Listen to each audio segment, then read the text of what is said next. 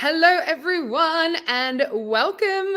Welcome back to CEO Diaries. Welcome if it is your first time joining us. Very excited to be hosting this session again. I am Lauren Dallas, CEO of Future Females. And as you can see, today it is not just me. I am being joined by Leah Kay.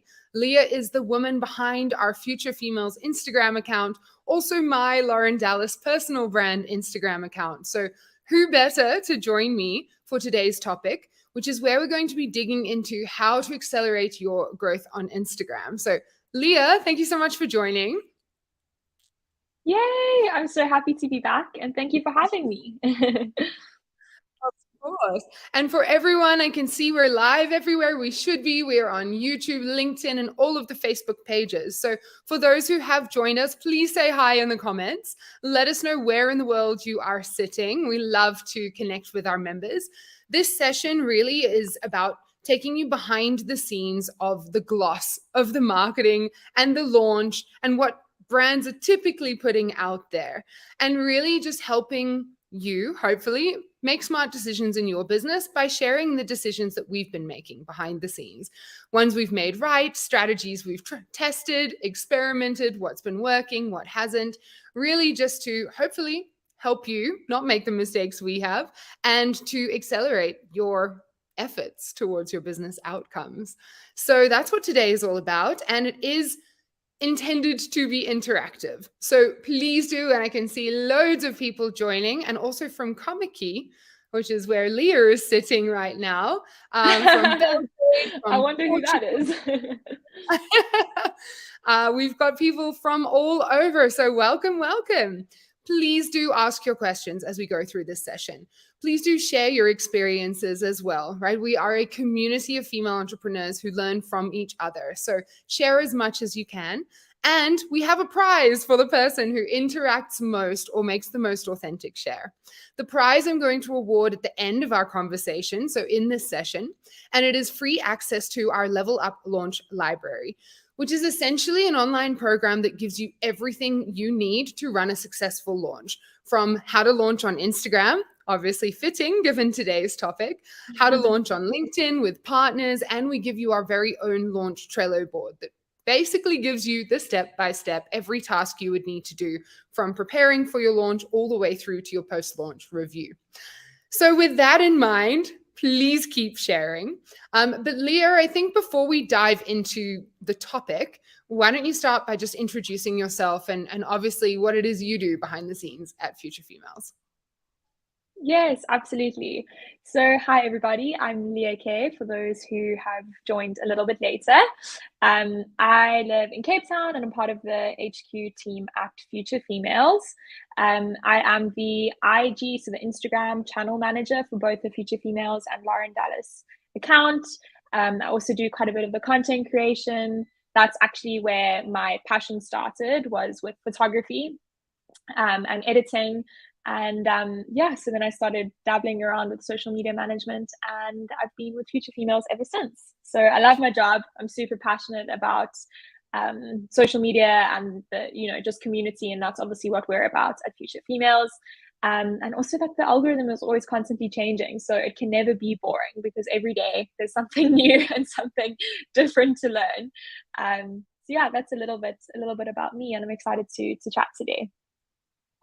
Yay. Well, thank you so much for joining me. And I'm excited for you to share even some of your wealth of knowledge on this topic with our audience. So, guys, please do ask questions as we go through. You just mentioned the algorithm. So, actually, I think this is a good place to start because, Leah, you and I both know that 5-6 months ago, our Instagram growth plateaued, right? And we couldn't, well, initially we were very frustrated. And then I know what you did was really dig into why. And so probably some of the people who've tuned in have also found this, that your organic reach has started declining, and that means your organic growth of followers has also slowed down. So this happened to us as well. And we have over 150,000 followers on Future Females. So that's also at the point where you would be hoping that it's gaining more momentum. But a lot of it was because of the algorithm change. And now obviously we've adapted our content and it's growing again. But can you speak more to that? What was working then and what is working now? Yes, absolutely. Um, and so, like I mentioned, obviously the algorithm is constantly changing, and so it's super important to, whether you're a business owner and you're doing your social media work yourself, or whether you've got someone running it for you, that person's role is always to make sure that you are keeping up with the changes, and always looking at your current content strategy and how can you adapt and change it according to the algorithm's changes. Otherwise, like Lauren mentioned, you're just going to keep downscaling, or hit a plateau and not keep pushing and go up with the algorithm, which is essentially what you want to be doing. And so an example of this would be, last year we focused super heavily on reels. It was generating a lot of engagement on our account, a lot of follower growth. And when we hit our plateau, we kind of like were looking at the content that we were posting, the format of the content, meaning whether it's an image, whether it's a reel, whether it's a story, and looking at the engagement. And we kind of noticed, okay, reels aren't doing too well on our page anymore. Ironically, the other day, Instagram announced that they're going to be pushing images more, and like, so still images versus reels. So I think they were maybe testing that on our account, before they announced it. That's at least my theory. So that's just one example of looking back at what was working, versus what is working now, and just making sure that within your business, within your profile, and within your account, that you are making those changes. So you can still share the same educational content, or inspirational, or whatever your content may be, but it's just changing the formats. And that in itself is exciting because it keeps you at least creatively stimulated, that you're able to chop and change. Obviously you can get a lot more detailed, and it could also be the length of the reel, for example. So we're still going to be posting reels, but we're channeling our energy into posting shorter ones to try hook people's attentions, and then playing around with using longer copy to get people to stay on the reel for longer, which then hopefully would drive more engagement to the feed, because obviously Instagram picks up the longer you are interacting with the post, the more it will push to other people. So that's just one small example of what was working versus, now it's not working too well, so we need to make a change. Otherwise we're just going to stay at that plateau. And that's what we have done. We are making the change and we're seeing good results. So Leah, I love working with you because we're very different people. You say you love that it changes, it keeps you creatively stimulated. I'm like, if only it could stop changing so that we can stick to a single plan. Um, so there's a couple of questions I just want to pop up. So Monique, thanks for sharing this. You're going through this, the ads you've been paying for your business are not working anymore like before. We are going to speak about paid as well, but maybe you want to add a little bit more to the chat in terms of what have you been doing when it comes to ads? Have you been boosting, running for leads? Let us know and we'll circle back to that. And Rachel has asked a couple of questions here around what's the best way to stay up to date and how often do you change your content strategy on Instagram? So I think, Leah, maybe two things you could cover here that I think will be really valuable. One is like, what's the operational process behind the scenes that you go through when you're looking at our data? Like how often and what metrics? And then secondly, like speaking through literally how we've mapped out our strategy.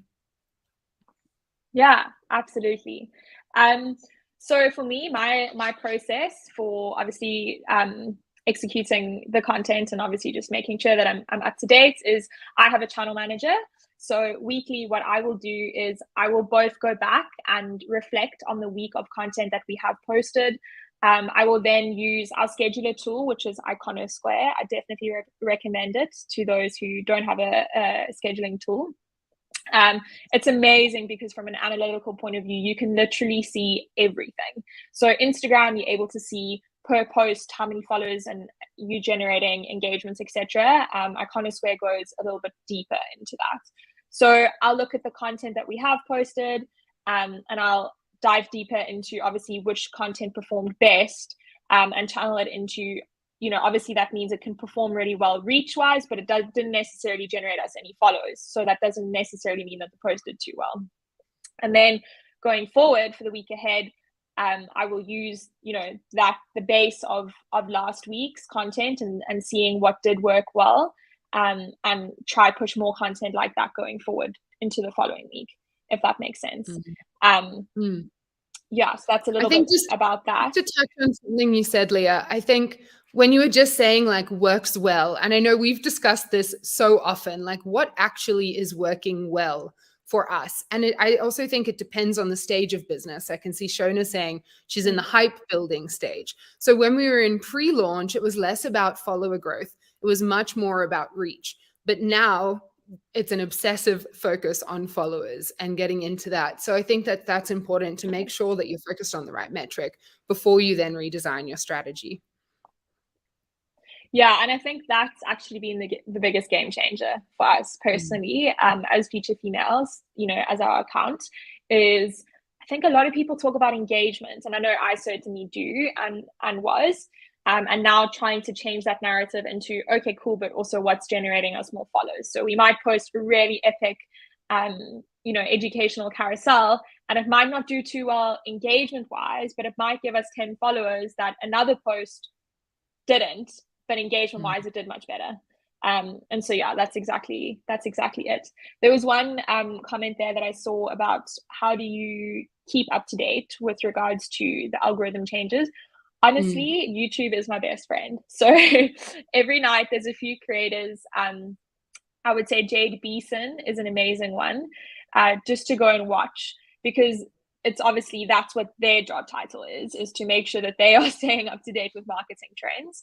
And so watching their YouTube videos, it's visual. You can put it on in the background while you're cooking and still obviously absorb the knowledge. I would definitely recommend watching some YouTube videos. There's obviously also lots of blogs that you can keep up to date with. Following, the Instagram creators, Instagram business, and actual Instagram accounts is also always useful, because that's where you will see the updates as well. So it kind of depends as to how you learn. You can tap into the different sort of, ways. I want to pop this one up, Leah. So this is from Miriam sharing that she's been posting product pics consistently and follower numbers are dropping. And why I want to share this, Miriam, is because, and Leah will speak, maybe Leah, you can speak to like what's driving the most follows and what's driving the least. Because Miriam, we see the same. Heavily branded images, anything overly designed or like blatant sales or product pictures are performing worst for us as well. But Leah, do you want to build on that and also share the best? Yes, absolutely. I think one thing I've noticed just in general with Instagram, like, separately from other social channels, is that people love authentic content.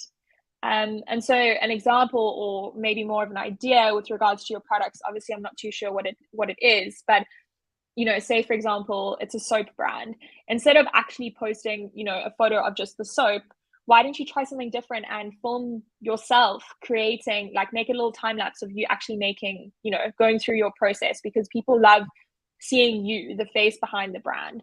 And so obviously it's important to tap into different content formats. So at the moment, we've seen the mock-up sort of billboard quotes that we've been posting have been doing really well. People are loving them. We're generating a lot of followers from that.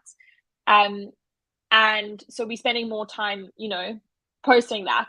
But also I think a lot of the reason why is because they're authentic. So a lot of the billboard quotes and stuff are super authentic. They're encouraging, and it's a different format to what used to work really well, which was, just posting a normal quote, which was, super designy, but it shows more of that human element. So we used to just post like a super designed, simple quote, and we still do, obviously, but not as much. And now we're playing around with using them in the billboard mock-up format, and it's obviously doing quite well because it's got more of the human element, but you can still do both. So I think my advice with regards to your product is, instead of just posting the same format of content, maybe try play around with posting a video, bringing yourself into it, share your story as a business owner, how you started. And people also love, we see this on the Lauren Dallas account as well, where Lauren was versus where she is now. And on Future Females, we love sharing that as well, as, small business owners, where they were, where they started, and where they are, because it's encouraging for people to see like, okay, cool, I'm not by myself. I'm struggling now, but I know in a month or a year's time, I'm going to be amazing and I'm going to like, excel as a business owner. Yeah. I just want to pop this up too because I love it. Shona, play with Yes. humor for your brand. This is Only Lauren. works when dirty. Yes, love it. I love that you've introduced that. And I think, and we will talk about paid. We're just going to kind of circle through to it. But what we find is that, as Leah was saying, the posts that add value, and value can be humor, right? Value can be inspiration, education. I think always just asking, like, is this something that I would like or share if I saw it on another brand's page? And typically, if you are a cold audience, I don't know your brand that well, I'm unlikely to really engage with a picture of your product, right? What's the value in that for me? You just want me to buy it. So maybe, Miriam, mixing in like inspiration or whatever makes sense for your brand. If it is humor, for us, it's really the inspiration and education pillars that we focus on for our growth. So yeah, and you also, sorry, I was just tapping into that, is you always want to, you also always want to share, and whether that's in the copy or the format of content that you're posting, what makes your product different to every other product of soap. Is it vegan? Is it ethically sourced? Is it handmade? And so sometimes showing the process of it being made, or the community of women that are behind the process of making the soaps, you're getting your story and your message across, and it becomes a lot more special. And again, it all comes down to that authenticity. I'm going to pop up Shona's question. So I know Shona. I'm not sure if you do, Leah, but she runs a company called Thursdays. Their tagline is "We support boobs," and it is lingerie and I think also swimwear now, but correct me, Shona, for women with big boobs. So Shona is just saying, how do you create hype, basically? And obviously, you have a lot of experience with this because, as everyone tuned in knows, we have now launched our Future Females platform. We've been building it for over a year now. And that was a lot longer than expected. We had a lot of delays I've spoken about in different CEO diaries. But that meant, Leah, that you were in the hype building phase for a year before we had anything to actually offer. So do you want to just reflect on kind of the ideal timeline and what worked best for building that engagement? Yeah, absolutely. I think with regards to timelines, and that is, something that we did do, is we didn't have a specific launch date on socials. So obviously, we had our ideas as a team as to when we were going to launch, but we never said on socials, okay, we're going to be launching on the 13th of October, for example. So that's the first thing. Second thing, obviously, with regards to your community, and you also wanting to build your community before the launch of something, is again really sharing how it's going to be different and why it's going to be different. So for us, launching this e-learning platform, how is it different to other platforms that are out there? Our focus was, and still definitely is, that it's a community-led and focused platform. And so by sharing those messages, that really does differentiate your product offering that is coming in the pipeline, opposed to what already is existing, makes people want to join. And obviously keeping the audience warm by DMing, by keeping them excited, by playing around with different forms of content. And obviously for us, it was also like a learning phase. We did take our learnings from other webinars and summits and stuff, but we still played around with, okay, cool, how many people and how many waitlist signups are we getting from this piece of content versus how many waitlist signups are we getting from that piece of content? And we literally every single day, we had our waitlist tracker per channel managers that Lauren put together. And we would see, okay, yesterday we posted 4 things and we generated 0 waitlist signups, but the next day we generated 40. So it was a learning process, and I would definitely recommend, getting a tracker or some sort of, and even if it's in your diary, just playing around with different formats of content and then seeing, okay, cool, but how is that content, converting into potential buyers for your product? Again, keeping people like with that authentic, like, personal touch. So whatever you are doing on your day that's leading up to the product launch, whether it's a meeting with an exciting collaboration or you've just finished your logo design, keep people along like keep people with you along your journey, and you can do that via stories or reels or whatever format you want to, so people become part of your journey and become part of your story. And I think we did that really well with Lauren. You know, we would every single day or week, as much as we could, we would keep people up to date with where we were, you know, exciting things that were coming that we could sort of like release and speak about as much as possible.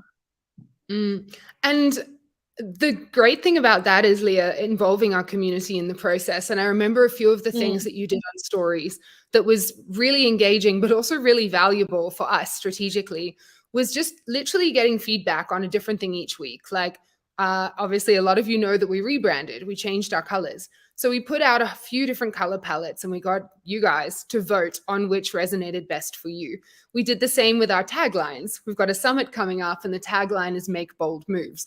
But we had about 10, we put them on stories, and then you guys told us, you ladies, told us which were the ones that resonated best. So Shona, and for everyone tuned in, it's a great way to get your questions answered quickly without having to do more and more surveys. I mean, we all love a survey, but it's quick. And also then it does make people feel part of the journey. I think the second thing, Leah, you're just talking about the waitlist signups.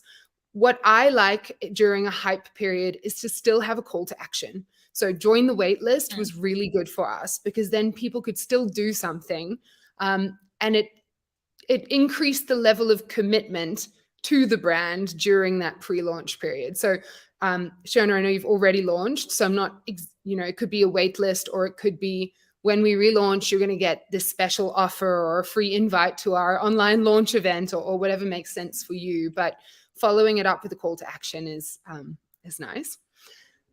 In terms of the trackers that Leah was just speaking about, I love a tracker. Literally every single day we fill in, and it's a Google sheet. It's a spreadsheet. Maybe we run a CEO Diaries on tracking, actually, and I can take you guys through it.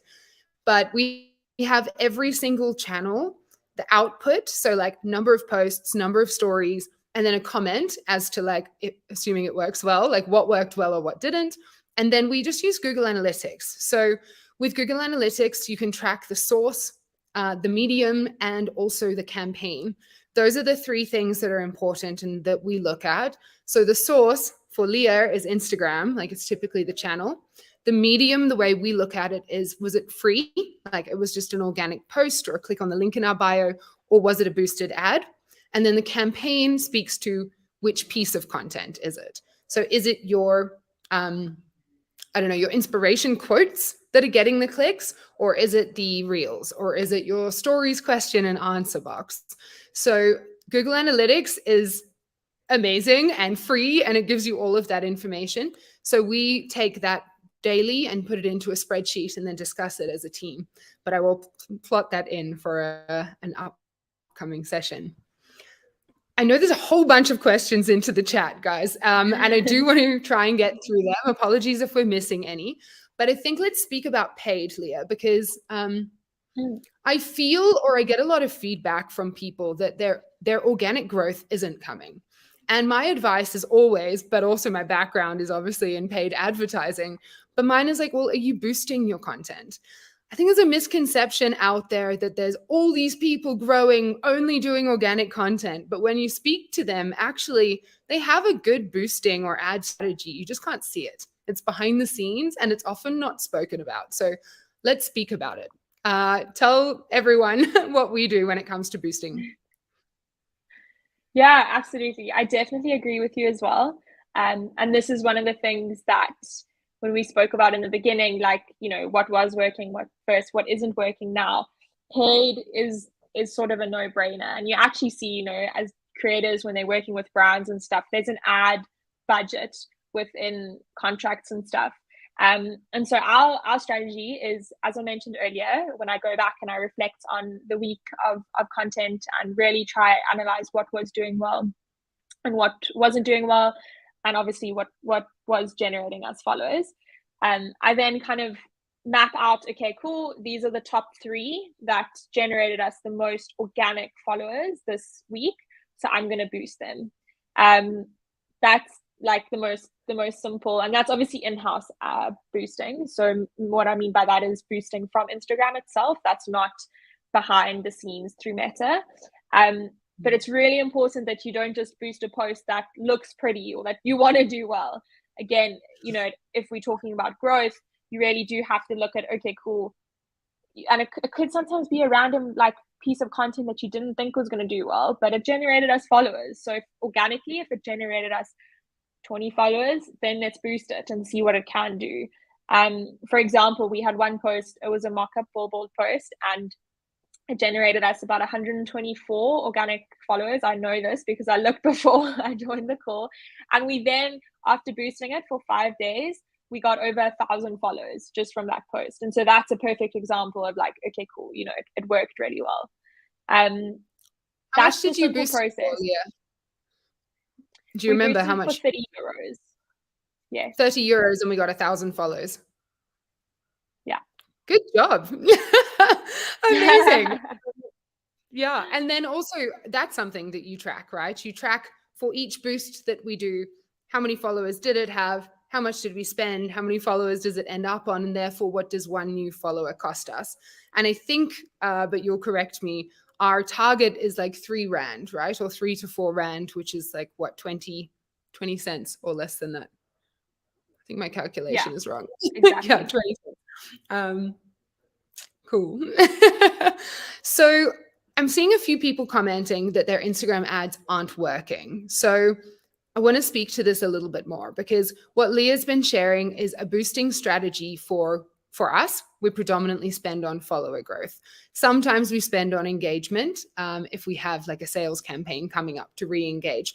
But boosting is typically for like the very top of the funnel, right? It's brand awareness and it's growth. I think where often, and maybe there's not quite enough information in the comments to know if this is people's unique situations, but please do expand on it. Boosting a post is not the best way to generate a lead, i.e. getting someone to join your email list. And it's also typically not the best way to sell a product unless you're selling to your warm audience already. I think what happens when you boost a post is that it's being shown to people who typically like posts and watch videos. So it really is being optimized for you for engagement. It's not being shown necessarily to the right people to go and join your database. The way to do that is through the ads manager. Facebook ads manager is how you run your ads on Instagram, because there you can optimize for the actual business outcome that you want, being a lead or a sale. And optimize meaning like, of course, you'll optimize because you'll see the results and you'll tweak it like Leah was speaking about, but also Facebook optimizes it for you. And it gives you different data to compare across different creatives, different audiences, breaking it down by different demographics, which is all of the information you don't have when you boost. So it's hard to make smart decisions to improve your Instagram ads if you don't run them from your ads manager. So for Rewa, I can see, how should I target my audience? I've tried Instagram ads. I'm not sure if you're setting up your ad in ads manager, but I would say that is the starting point.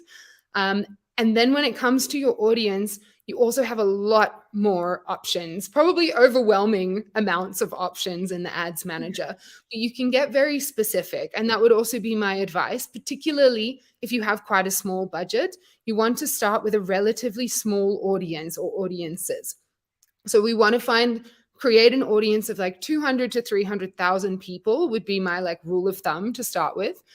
And so thinking about your ideal customer persona, if you've already sold, think about a real customer and go through and put in as specifically as you can, age, location, interests.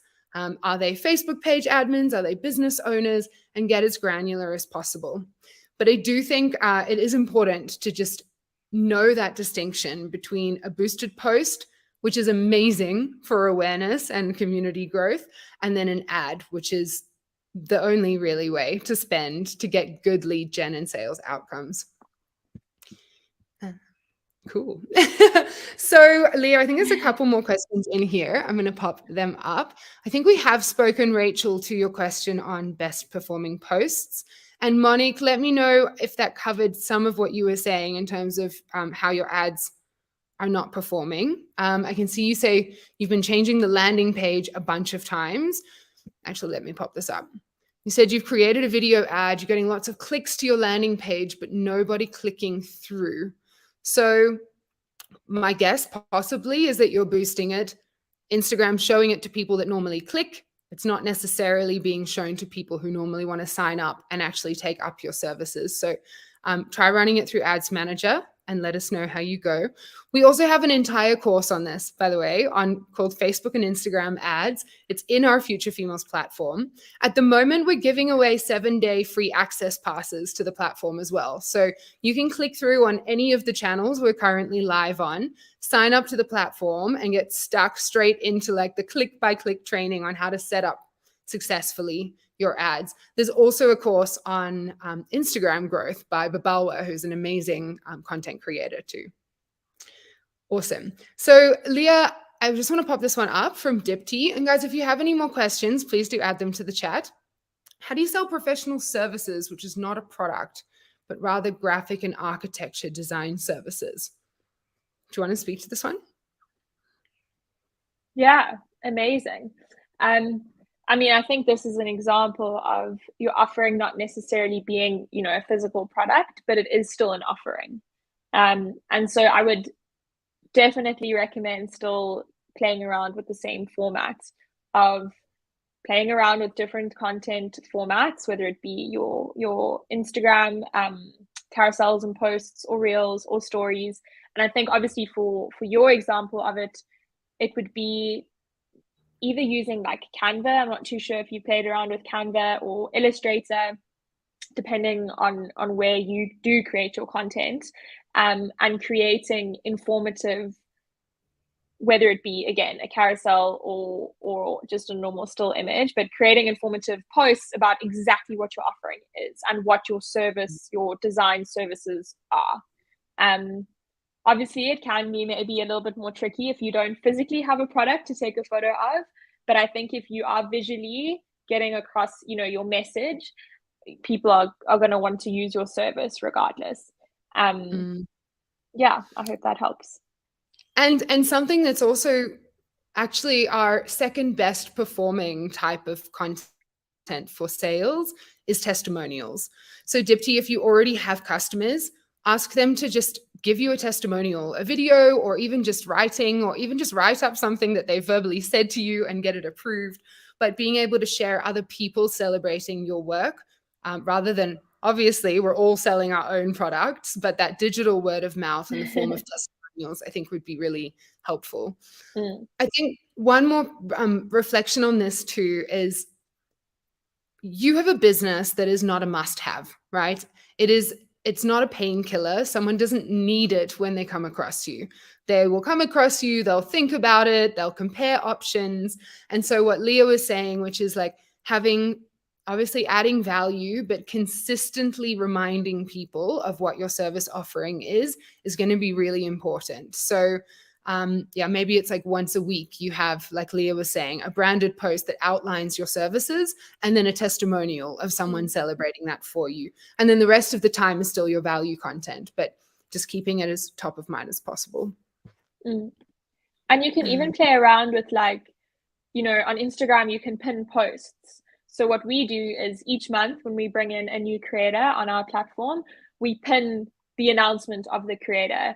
We then pin the next, a pin post is the top 3 posts at the top of your Instagram channel. So that when people click onto your page, because this is one of the most important things, along with your bio, you want people to know visually what you're about as soon as they click onto your page.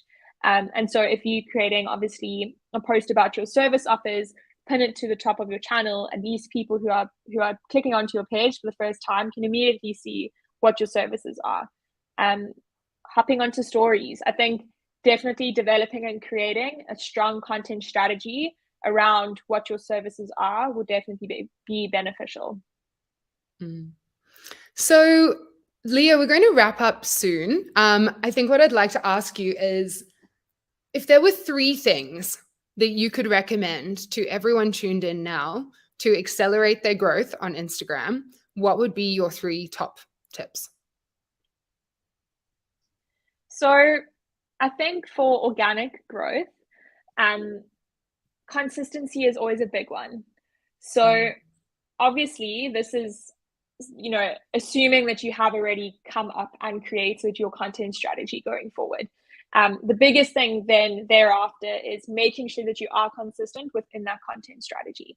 It's really difficult, and I would say quite seldom you look at an account and you analyze that it's done really well if it hasn't been consistent. So I think consistency, like with everything in life, is really the key to the success of your growth.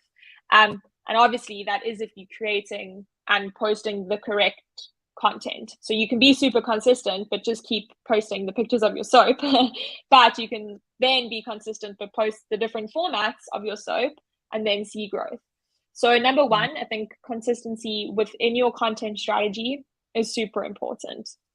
Number two, which I think is maybe not spoken about as much as possible, as it should be, is utilizing your bio, as well as what I tapped into previously with regards to the pin posts. So as soon as someone's clicked into your page, you want them to know immediately what you're about.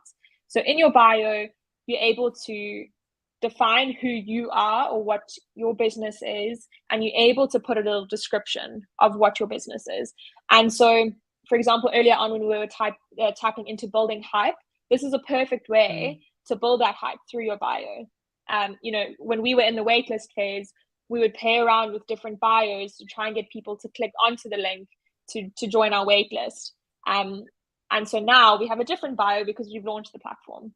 And that's super important because as soon as people do click onto your page, as I've said, you want them to know immediately who you are, what your offering is, what value you're going to bring to them, and why your page, why your business is different to every other business out there.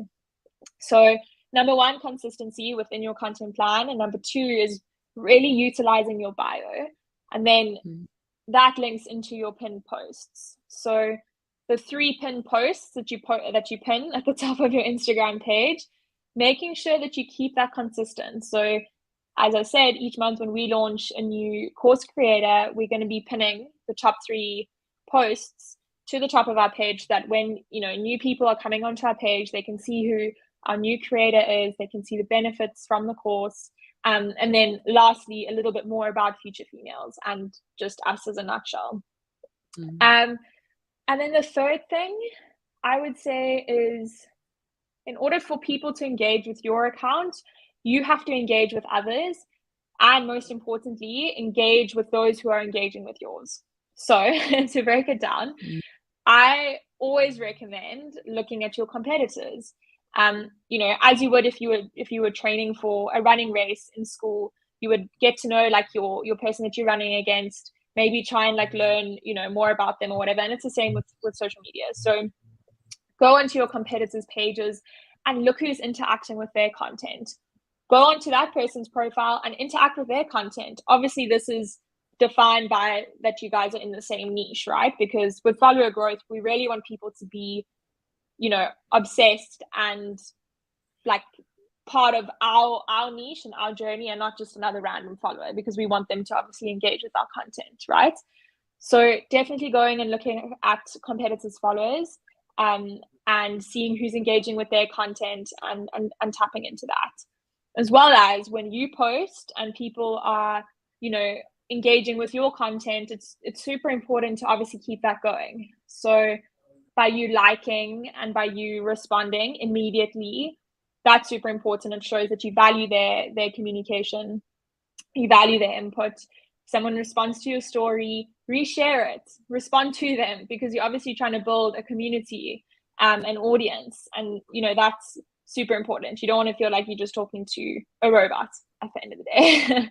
There's obviously a lot more tips that I could talk about, but I think like the algorithm is almost a separate thing.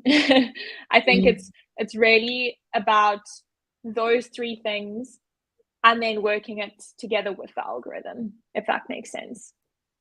Yeah, and I love that you separate them like that, because I think your 3 tips, they're actually like fundamental principles, right? It's a social platform. So it is, of course, about relating and about conversation. And so often that's the part that's lost because it's time intensive. Also, Leah, very interesting that you share that when you're running against someone, you subtly get to know them.